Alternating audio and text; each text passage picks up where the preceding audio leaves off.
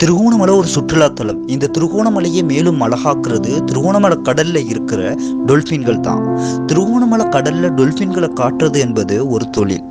அப்படி இந்த திருகோணமலையில இருக்கிற டொல்பின்களை காட்டுறத தொழிலா வச்சுட்டு இருக்கிற ஜனாவை பத்திய கதை தான் இது. ஜனா ஒரு டைவிங் சென்டர் வச்சிருக்காரு. ஜனாவுக்கு சின்ன வயசுல இருந்தே இந்த கடல் மேல ஒரு கொள்ளை ஆசை.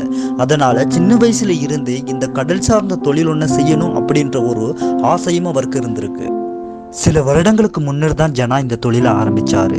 ஜனா இதை ஆரம்பிச்ச உடனே இந்த நிலைமைக்கு வரலங்க. ஜனாவோட இந்த வளர்ச்சிக்கு பின்னாடி நிறைய கஷ்டங்களும் துன்பங்களும் சவால்களும் அவருக்கு இருந்துச்சு. எனக்கு முக்கியமான ஒரு தடையாக இருந்தது என்ன பிரச்சனைன்னா, கடல் பயணத்தை மேற்கொள்றதுக்கான ஒரு அனுமதி பத்திரத்தை எங்களுக்கு கிடைக்கலாம் போயிட்டு அதை எடுக்கிறதுக்கு எனக்கு ஒரு பெரிய ஒரு சவாலாயிட்டு. இந்த ஜனா இந்த துறையில நிலைச்சு நிற்க காரணமே அவர்கிட்ட இருக்கிற தனித்துவமான பண்பு தாங்க. வர்ற சுற்றுலா பயணிகளே கடலோட அழகையும் கடலுக்கு உள்ளே இருக்க ஒரு அழகையும் அவங்களும் ஒரு ரசித்து அவங்க வர்ற விடுமுறையை ஒரு அழகான ஒரு கடல் பயணத்தோட நடத்தணும்னு தான் நாங்கள் இதை பண்ணி கொண்டிருக்கோம்.